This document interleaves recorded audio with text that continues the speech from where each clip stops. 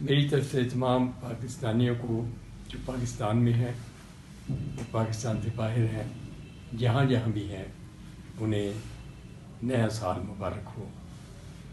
اور میں سمجھتا ہوں کہ یہ نیا سال جو ہے، اس کے لیے آپ کچھ تیاری کرنی چاہیے۔ جو آپ پیچھے کر چکے ہیں اسے بھول جائیں اور نئی تلاش میں نکلیں۔ اور سب سے بڑی بات جو ہے پیار اور محبت، آپ اتفاق رکھیں، پیار اور محبت رکھیں اور ایک دوسرے کا درد بانٹیں، اور یہی انسانیت ہے اور یہی سب سے بڑی بات ہے۔